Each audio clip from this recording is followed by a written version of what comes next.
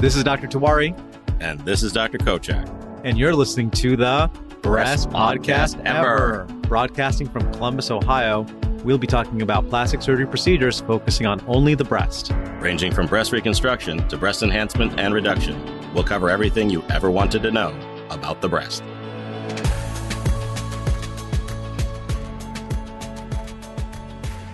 All right. Welcome back to the Best Podcast Ever. This is Dr. Kochak.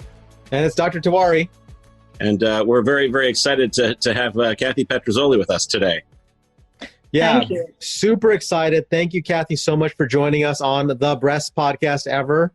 And for those of you who may not know Kathy, she runs probably the largest DIEP flap social media platform through Facebook. And she's from my home state of New Jersey, which I always love to talk to people from New Jersey. And it really gives us a chance to actually, for the first time, meet somebody who we've been talking to over social media for quite some time. So, yeah, Kathy, we've been chatting for so long over text messages and stuff. This has actually been great. Zoom's bringing us all together face to face. Very cool. It's very cool. So, Kathy, I thought I'd just start with you introducing yourself to everybody and talking about your Facebook group. So my name is Kathy Petrozelli, and I live in White House with my husband, Mike, and my daughter, Frances. And Mike and I just had our 25th wedding anniversary last year. Oh, congratulations. Thank you. And one thing that he's been is my supporter and my rock during my breast cancer journey. And I got involved with this Diep flap group maybe 5-6 years ago. And the people that were running it, there were 4 women that were running it, and they all bailed. So I took it over, and then I hooked up with Edwina, and the both of us have kept it going. And How did you end up getting involved with that? I was a member there in that Diep flap group. Was it very big back then when you first started? Was it? Can you tell us a little bit about what it looked like back then? It was much, much smaller. I mean, we've added there for a while. Edwina and I were adding 100 members a week, and every day I must have added 15 people between today and yesterday. So, and that's Edwina Fernandez. Just so everyone knows, she's your administrator for the group. Yes, and we make all the decisions on the group together, but we didn't start that group. Other ladies, a lady from Canada and a lady from the United States and a couple other ladies actually started it, but we just took it over, we clicked, and we worked together well. And we talk things through when we have to, we make the decisions on it. Now, what year did you start, or did you sort of become a part of this when your diagnosis was, I assume? After my diagnosis, I started, because I did everything on my own. Mm-hmm. But I jumped in after my diagnosis, I would say 6 years ago. Okay, so in 6 years, you've seen the group really grow, which is, I think fortunate and unfortunate. Fortunate, obviously, it's a resource for patients all over the country, but unfortunate that you even have to have this type of a social media platform for patients, because obviously they're patients dealing with a cancer diagnosis. And not only a cancer diagnosis, they're dealing with genetic diagnoses too. So the group consists of women with both breast cancer and BRCA mutations. BRCA1, BRCA2, PALB1, PALB2. And I thought I saw a new one just recently, check something. Yeah, the CHEK2 mutation, yeah.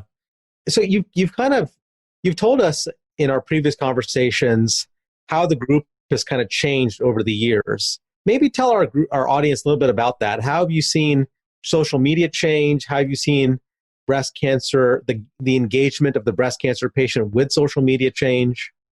The engagement with the breast cancer patient with social media is both positive and negative. And I say that because when a woman joins our Diep flap group, they're very, very scared. Most of them don't know what to expect, and they're looking for guidance and support, and they get that there. And I say it's positive because we can support those ladies, and Edwina and I talk to women all the time, and we help the other members of the group jump in and help.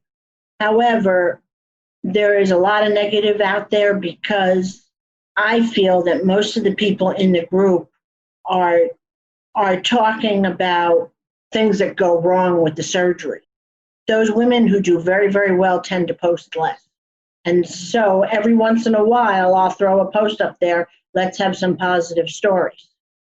Because women are scared. And they don't know what to expect, and it's the fear of the unknown that they're afraid of, really. When I had the Diep flap procedure, I didn't know what to expect. I was terrified. It took me 3/4 of a year to decide to do that operation, and about consults with about 9 doctors. Yeah, and your doctor, as you know, is a friend of the podcast. Actually, our first official podcast guest, Dr. Samir Patel. He's excellent. We should have had him jump on. he's very caring about his patients. He really cares what happens to them, and he wanted things perfect so that he didn't come back and hear that I was unhappy with my results. The women in our group, you hear that sometimes they're not happy and it's heartbreaking, and the advice is go see another doctor. But I don't know that that's really fair to the surgeon. Because I think once a surgeon starts, it's always fair to stay with them and have them correct all the issues, I think, instead of running around. Women in the group talk about their doctors quite frequently. So, this is a closed group. We are not really privy as physicians as to what goes on in your group. And so what are some things that we as surgeons, may not know or should know that patients are afraid about or concerned about, things that patients will openly talk about in your group that they may never talk to us about? Women talk about their outcomes. They post openly pictures, really nude pictures of their outcomes.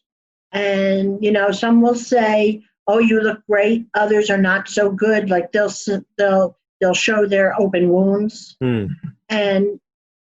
And doctors, they feel sometimes that their doctors don't pay enough attention to them when they get into the situations where they have infections and they have open wounds. I never had that with my doctor because I've always had a great amount of attention and respect there, and we were able to talk to each other.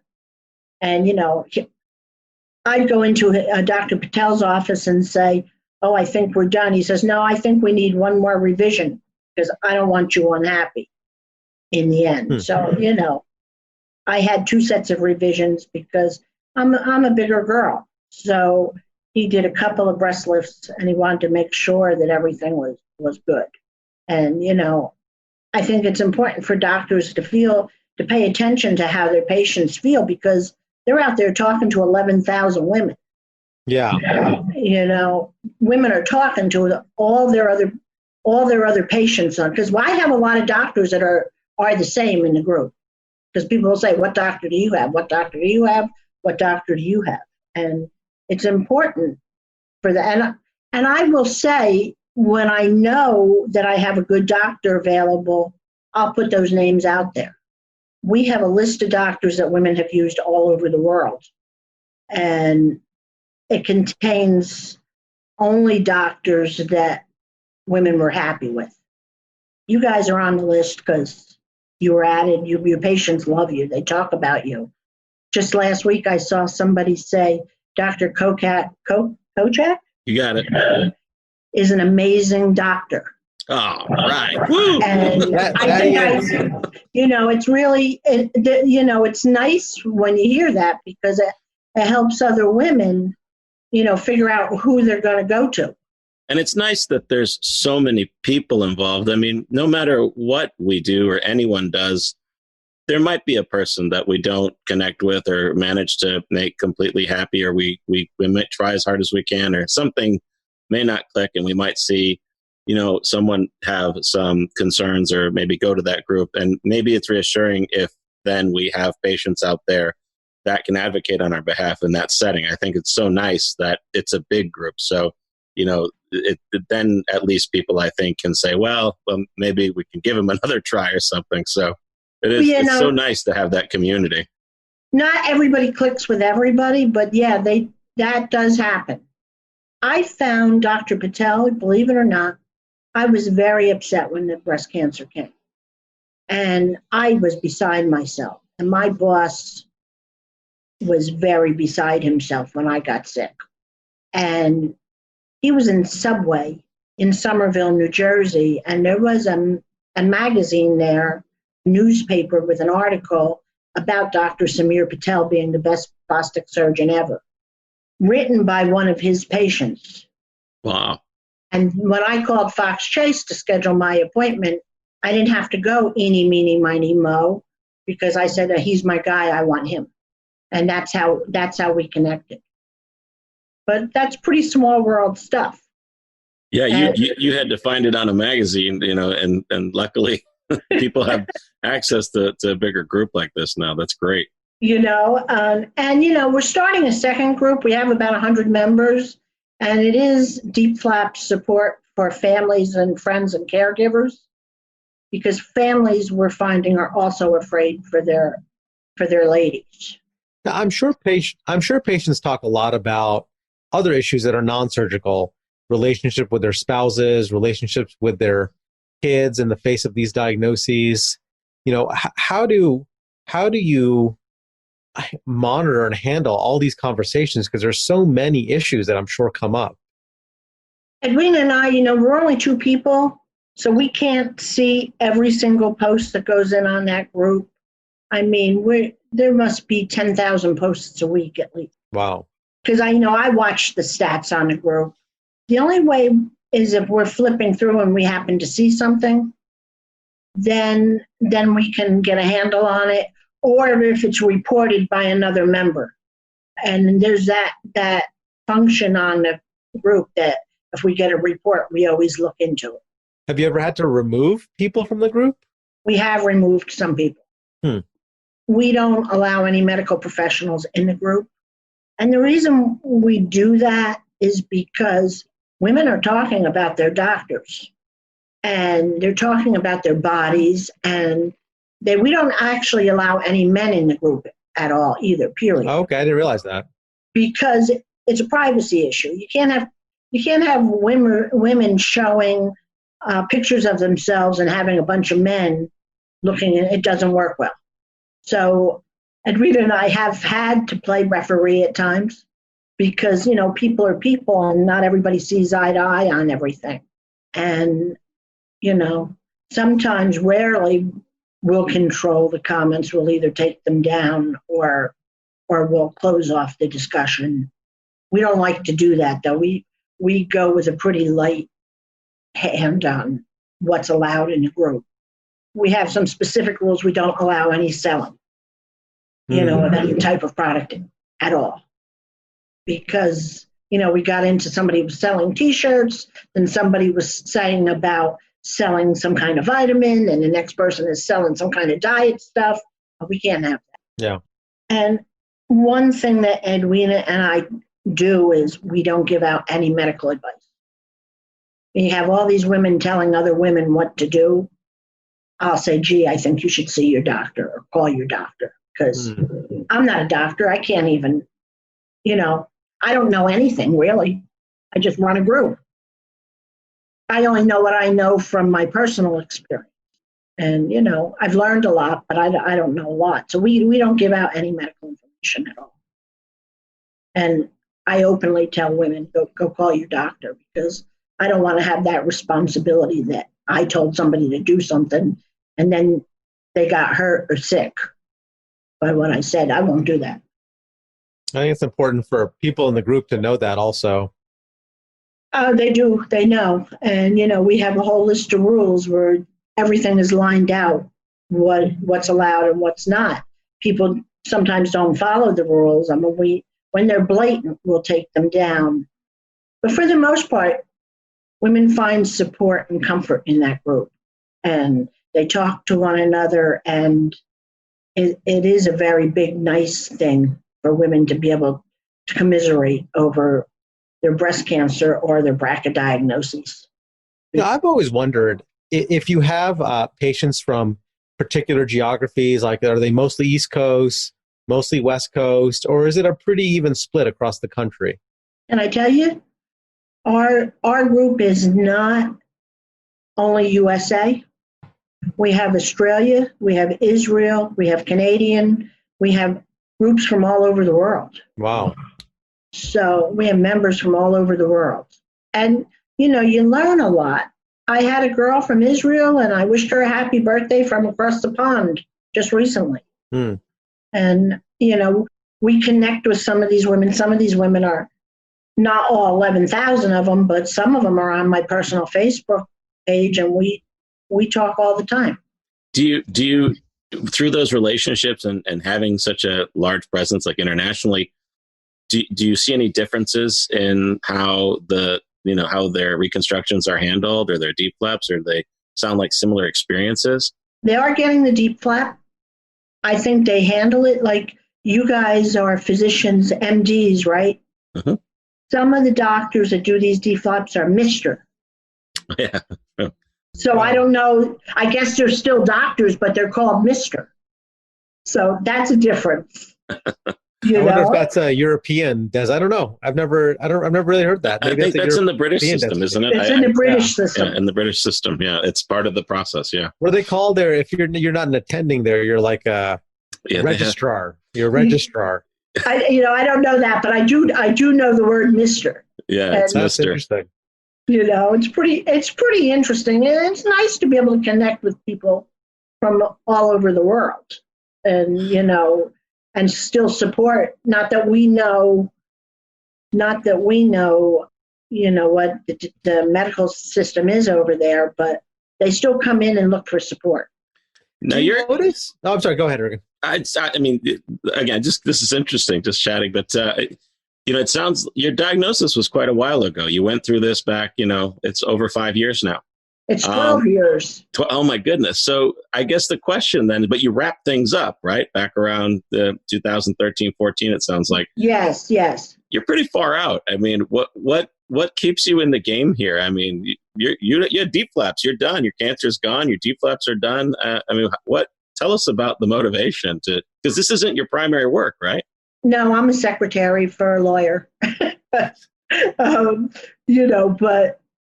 it's supporting other women that's important to me. And, getting to feel like I'm doing all I can. This is my way of helping. And I like that. I also did a lot of work for Susan G. Komen there was a lot of, I ran a few golf outings, and I've raised about $80,000 for them. Wow. So I haven't had a golf outing in a few years, but that was the original motivator, was to get some research so that they can, learn more. Plus that what I raised helped to pay for mammograms for women who needed them.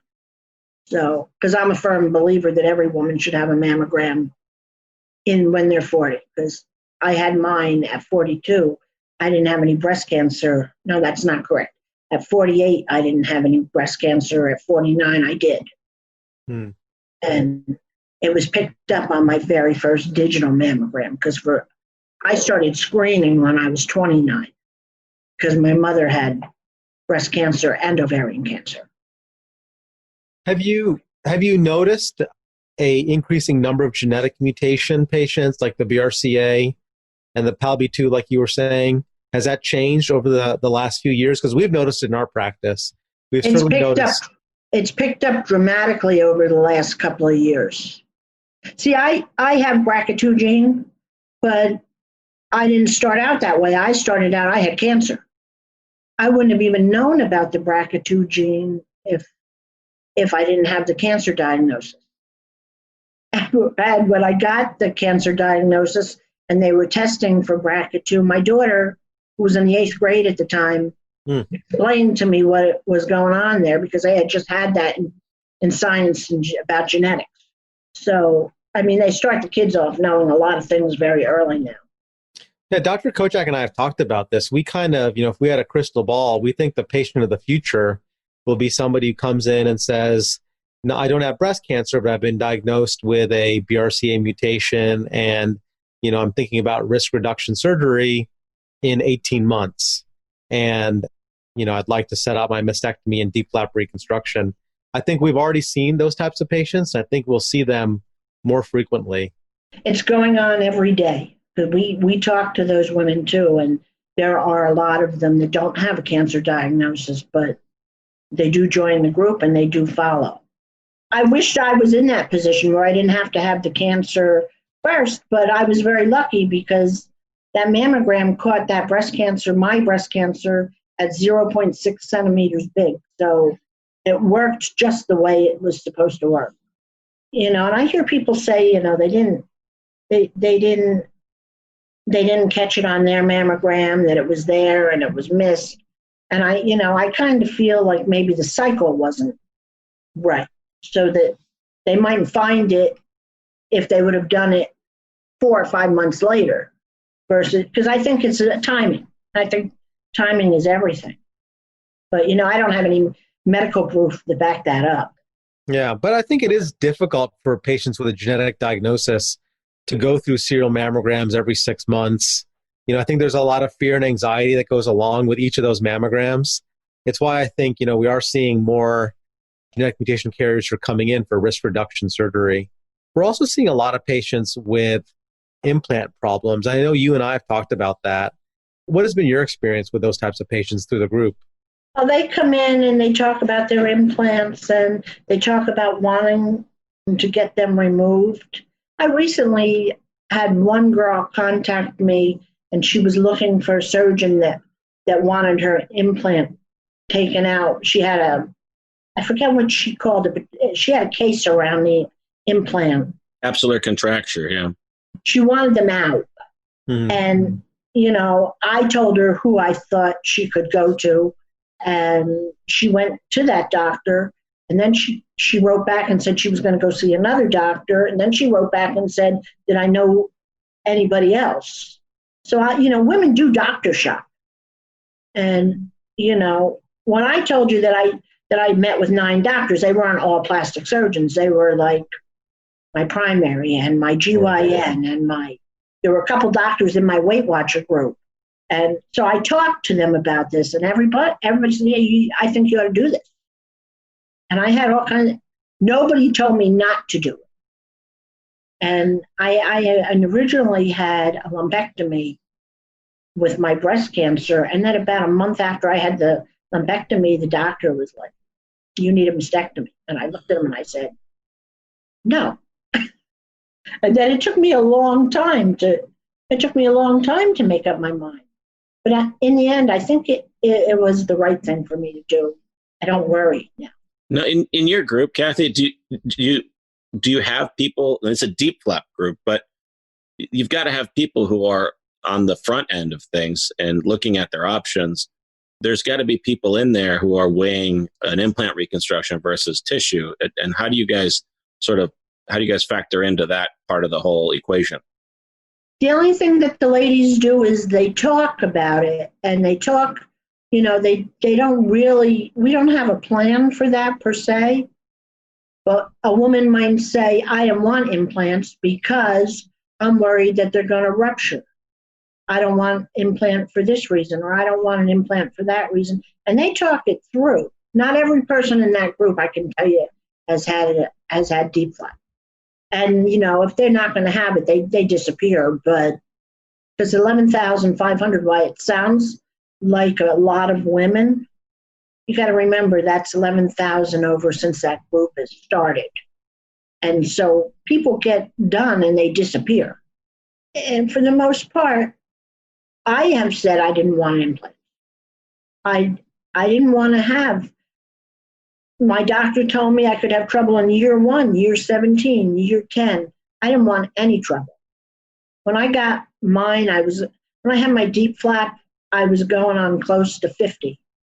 And I didn't want to be dealing with it when I was 60. I wanted to have it done and over with. And it's amazing. I understand that older women are having this surgery. Do you operate on older ladies in their 60s and their 70s? Well, I think you've got to be a little careful with patients, in their kind of later 60s, 70s. We've certainly done patients in their earlier 60s. I think the older a patient gets, you really have to have a good idea of what their kind of heart history is, their exercise tolerance. So I think those patients we have got to be a little more careful about. But I think, in your early 60s, if you're a fit person, those people tend to be pretty good candidates, generally speaking. Yeah. Because some of these girls are amazing. Some of them are doing exercise and running marathons in 10 weeks. Yeah, we've seen that as well, yeah. I couldn't get out of bed in 10 weeks. Like I looked pale, I was dragged out. I had I had a hard little bit of a time recovering. What you probably don't know, I know you don't know this, I had a hysterectomy 2 weeks before I had my mastectomy and my Diep flap. That's a lot of surgery. So I had a lot of surgery, and it took me, I don't think I went back to work for 4 months. Another question that I have, I don't know if this comes through in the group, but do you have a sense about how many women are getting their reconstruction at the time of their mastectomy versus later? Does that vary, like in Europe, for example, versus America? I really don't know the answer to that question. I think an awful lot of people are having immediate Diep. Mm-hmm. But I also think I tell a lot of people, you can do this at any time. You don't have to rush to do this. If you're not comfortable, you can have it in a year or two. Yeah, in fact, the discussion we had with Dr. Patel was on this topic, was the delayed immediate type approach for certain patients. But I was curious if that comes out in the discussions among patients. People talk about it, but I don't have any way of tracking how many have immediate versus how many have delayed. Right. But I do know that I have told people that you don't have to rush to do this. So, I think I give people some pretty solid information, basic solid information, but I think I'm pretty good at support. And Edwina is excellent. Yeah, I think that's a really important thing to emphasize, is that, this isn't a one size fits all type of a thing. And, the plans may vary, and sometimes what worked for one person may not work for another one. And I think that is great that you guys recognize that and try to help people understand that through the group as well. And I truly try to guide people the way I think is the right answer, but I can't be a decision maker for people. People have to make their own mind. Now, how do you guys in that group, what's the discussion around when a person's looking for a surgeon and there are options and they have options? Is there any advice that you all give or share in the group for how a person might find someone skilled? Because not all Diep flaps are the same, and so that's. I do give advice about that, and one thing that I'll tell these ladies, and I say it quite often, is research your doctor, and ask in the group if anybody's used them, because what you do and the doctor you pick, you need a qualified microsurgeon, and you can spend a long time, the rest of your life actually, with your outcome if you have problems. And you really have to have a doctor that knows what they're doing. And women ask the other women, anybody use this doctor? Anybody use that doctor? Anybody use this doctor?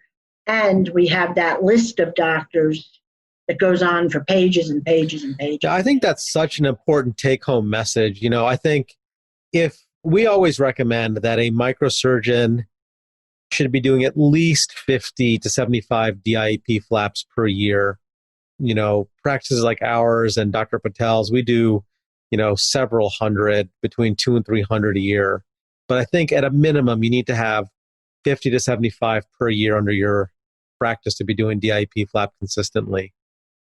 When I first went to Dr. Patel, you have to remember that was like 12 years ago. And I think he was relatively new in his practice. Now, he and I had finished fellowship together around that time. And I said, how many of these have you done? And he said, 50. And I was like, 50?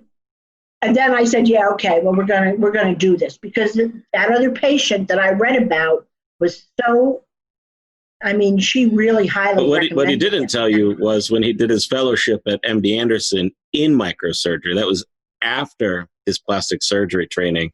He probably did almost 100 that year just to learn how to do the operation. And that's why, obviously we're biased, but we're huge proponents of a dedicated microsurgery fellowship, especially one that is strong in the breast area, because you do put under your belt somewhere between 75 to 100 of those operations under the guidance of people who have been doing them for a long time.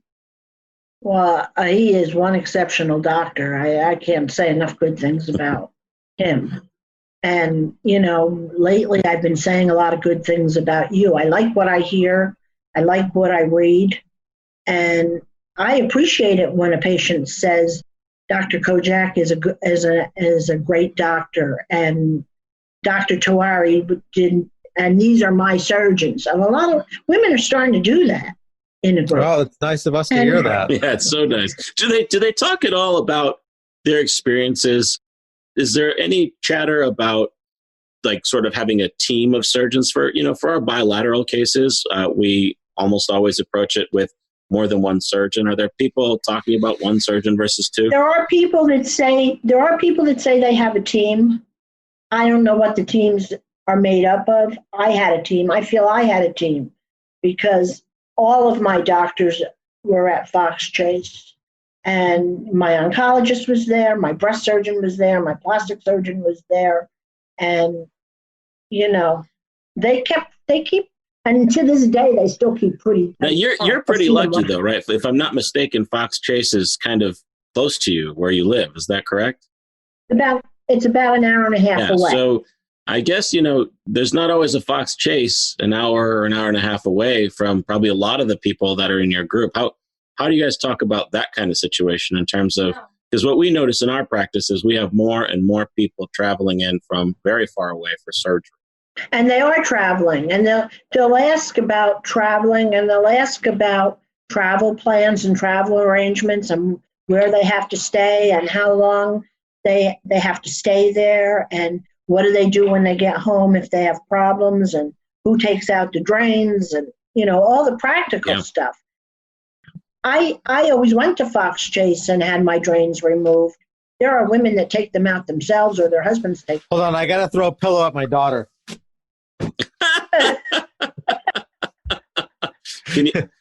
You're being kind if it's just the pillow. And I missed. Wait, how old is your daughter? She's 13. Oh, wait till she's 20. Oh my gosh. I think or wait till she's 17. I think she thinks she's 17 or 20.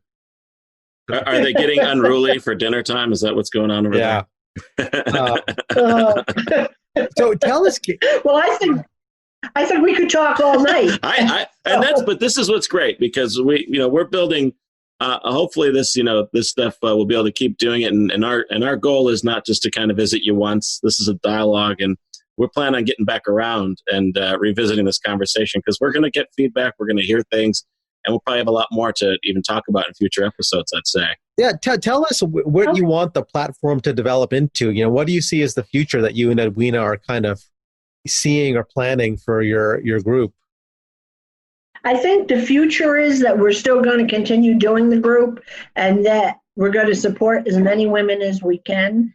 And I don't see that changing anytime soon. I think more and more women are joining every day and every week. And, with this COVID thing, it's slowed down slightly. But between yesterday and today, I said I've added already 15 people. So we're adding a lot of people every day. And we went and started the second group. We'd like to see that pick up more. We lost Dr. He'll pop back in. I'm not worried. Sounds like he's having his own technical problems over there, but that's okay. Yeah, and the other thing I was wondering that came up when you were talking about how you do this in your spare time, and you guys, you have a day job. You guys really don't have any funding for this. This is all done on your own sweat and equity, right? This is all on your own sort of time and effort. Does anyone support you guys? No, then there's no need for any money right now. Everything's done on the computer, so we don't really need money. It's more about support, and we don't want any money. We just we we feel that I feel very strongly that if I can help somebody, I'm going. But it also sounds like if you guys put some sort of fundraiser together, you have such a huge network, you might be able to really make a big golf outing next time if you do it. Maybe for research. Oh, that's great. Yeah, there's so many good organizations out there, that are, with the last fundraiser we did, we donated it was a hot wing eating competition, if I remember it correctly. And we challenged ourselves in a group of people, and we put that towards a group that dedicates all of their money and time to research for metastatic cancer patients. So there's not a lot of resources go into metastatic work because it's more terminal. And so it's actually an interesting organization, but there's plenty out there where the funds, I think, move, straight towards the actual goals that they're supporting. Well, I was a little upset about a year ago, because I started at Fox Chase in 2008, and you meet people, and 3 or 4 of the women that I started with, they've all recently in the last year became metastatic. Oh, that's tragic. And that really upset me. That upsets me. Yeah, there's nothing harder than seeing one of our patients where we've wrapped up all the work and we're towards the end of the path, the journey of reconstruction, and something like that happens. And it really is one of the hardest things, even as a surgeon taking care of the patient. I mean, as an outsider looking into that situation, it really breaks my heart. I mean, it really bothers me. And there is a girl that is very active. She started in the Diep group, and she is very active in the Metaviver group, which is metastatic breast cancer. And every day, I don't know whether she's an admin or not, but every day she'll post, my friend so-and-so passed away from, and it's very sad. And, that bothers me. Fortunately, the research that is being done and the therapies that are coming out, they are making, I think, slow advances. And I think we're seeing more and more people living with metastatic cancer for longer periods of time. And I think that's hats off to our oncology colleagues and our surgical oncology colleagues, the radiology, radiation therapy. Those are the things that are making people live longer. And that's why, even in our own practice, we're seeing, I think, a slight increase in the number of people who are living with a metastatic cancer coming in for reconstruction. They've had it and it's stable, and the disease is stabilized. And now they're thinking about reconstructions, which is fantastic. It's fantastic. Let me run this by you, because I have recently, since this metastatic issue has come up, I've been wondering about something. My mother had breast cancer in 1994. No, that's not correct. She had breast cancer, and then 8 years later, she got ovarian cancer. And they kept referring to it as breast cancer. So was that a metastatic breast cancer, that it hit the ovaries? Does it go there? Well, she's BRCA mutation carrier also, your mother? I don't know. I'm not sure. I mean, the likelihood is that she probably was. At that time, they probably weren't really doing genetic testing. So it's probably the higher likelihood is that it was a ovarian cancer primary related to the BRCA mutation. Yeah, I wondered that. First, I wondered where I got it from, where I got this BRCA gene from, because my mother had the breast and the ovarian cancer, and then my father had the prostate cancer.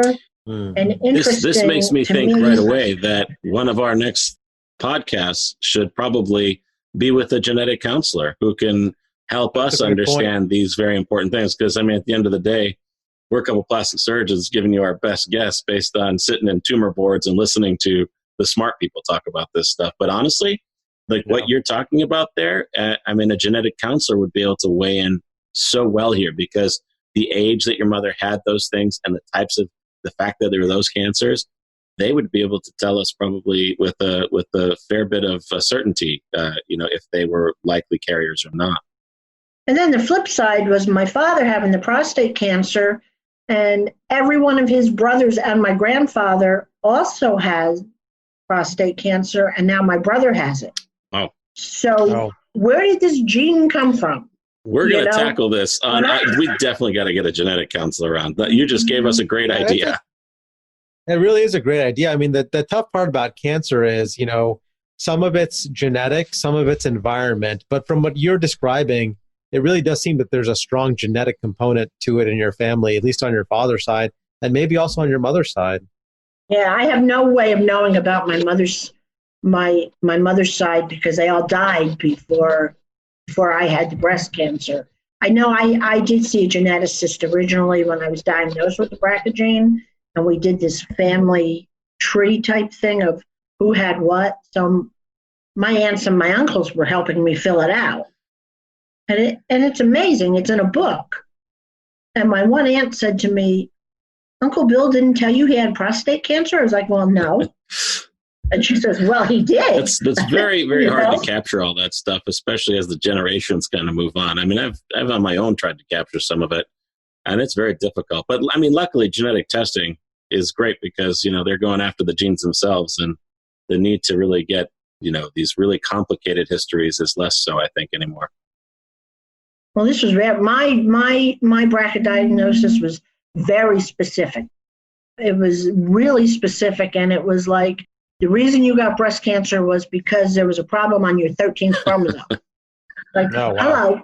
But that was the result that came back. Well, I think we've definitely picked up the next topic. We're gonna fire up some of our genetic counselor friends and see who we can get on the hook for the next one of these, because I think we've asked them, I think, a lot of good questions that we can, do a podcast dedicated to just that. But I'm going to say, Kathy, I think we've learned a ton about your group here tonight. And I really appreciate that you took the time to really go through it. Any sort of advice for anyone who's listening to this and not part of your group? How can they find you? Where are you? What do they look up? They look up Diep Flap Support Group on Facebook, and they can just request to join. There's a three or four questions they have to answer that they're interested in having Diep Flap and that they'll abide by the rules, and they'll be added in. Sounds great.